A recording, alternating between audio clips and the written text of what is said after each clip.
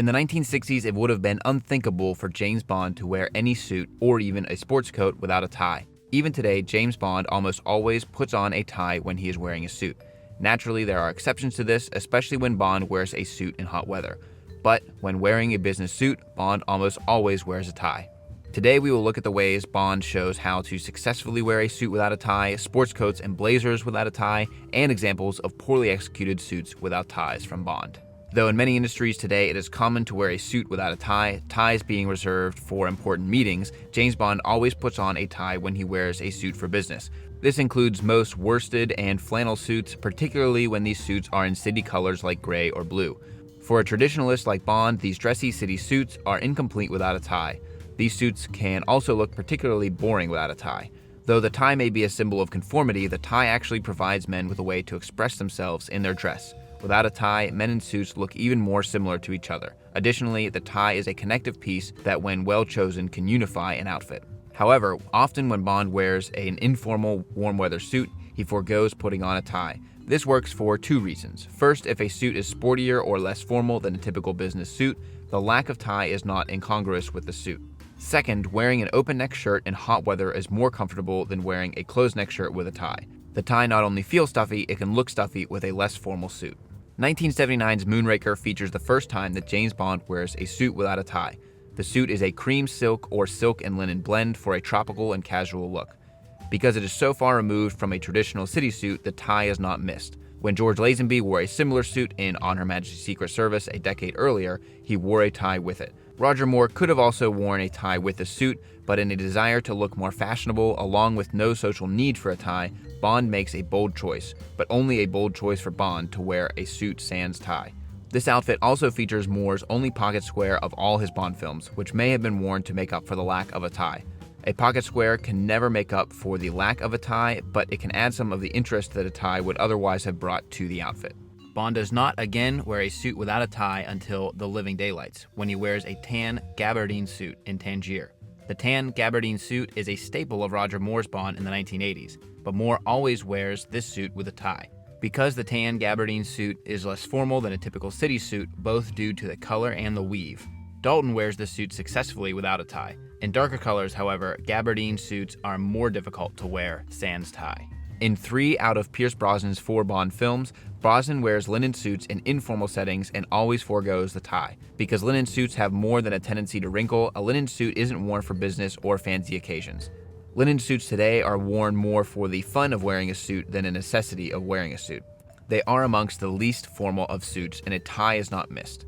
Bond's tan linen suit in Cuba and GoldenEye, his cream herringbone linen suit in The World Is Not Enough, and his tan linen suit in Cuba and Die Another Day all do not miss their ties.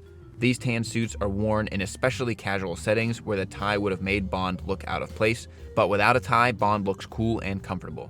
The dark blue shirt in Die Another Day especially makes up for the lack of a tie, but it also makes this outfit the least formal of Brosnan's 3 linen suits. Daniel Craig follows Brosnan's linen suit without a tie look in Casino Royale, with a navy blue linen suit in the black and white pre-title sequence, and with a gray linen peaked lapel suit in the Bahamas. Bond occasionally discards his ties, such as in Quantum of Solace, when his stressful circumstances have made him remove the ties he wears with his blue striped suit, his midnight blue suit, and his midnight blue dinner suit. Bond usually does not get undressed until he gets to his hotel room, but if you find yourself in similar situations to when Bond removes his tie, you can feel free to do so yourself. For a brief lapse in his sartorial judgment, only in License to Kill does James Bond wear dark worsted city suits without a tie. The dark city suit, even when worn in the warm climates that License to Kill takes place in, demands a tie. Bond arrives at the airport in Key West wearing a charcoal gray suit, likely dressed for his return to London. Bond wouldn't wait until he gets to London to put his tie on, he would wear it on the flight. This kind of suit needs a tie no matter how fashionable the cut. During the climax of License to Kill at Sanchez's base, Bond again looks like he forgot to wear his tie when wearing a navy suit. He is the only man there who wears a proper business suit sans tie. A more casual suit akin to what Sanchez wears would have been a better choice to wear without a tie. His anger towards Sanchez is no excuse for dressing below his usual standards. James Bond is typically the model of when to and when not to wear a tie, but Bond makes more than a few mistakes in License to Kill when it comes to his clothing. Wearing a sports coat without a tie. Because sports coats and blazers are less formal than suits, they are easy to wear without a tie. James Bond first wears a sport coat without a tie in On Her Majesty's Secret Service. but he still wears a collar that is fastened at the neck with a type of cravat. It's a stock collar with a stock tie. This example is not particularly relevant today. More relevant is in Diamonds Are Forever, when Bond wears a polo jumper and a polo neck jumper with his tweed jackets. These tieless methods avoid wearing an open-neck formal shirt that is meant to be worn with a tie. In For Your Eyes Only, A View to a Kill, and GoldenEye, Bond wears blue blazers, both single-breasted and double-breasted, with an open collar formal shirt. In A View to a Kill, Bond covers his neck with a day cravat, avoiding the bare neck look that was long avoided by upperclassmen such as James St. John Smythe. Bond's cover. The open neck shirt with a double-breasted blazer is more difficult to pull off than it is with a single-breasted blazer, but both can be done.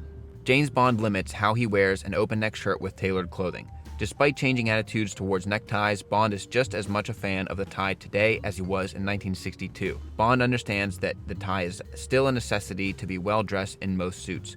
Contrary to the way most people dress today, foregoing the tie is still the exception to the way Bond wears a suit. Alright gents, that is the way Bond wears his suits without ties and what we can learn from him. In the next video for this series, we will look at why Bond still wears a tie today. So look for that video next week, or I will link to it below. Thank you to Matt Spaiser over at the Suits of James Bond for working with me on this series. I'm very honored to be putting these videos together, and let me know in the comments below what topics you want to cover in the future in the Bond series. Until next time gents, this is the Kavalier.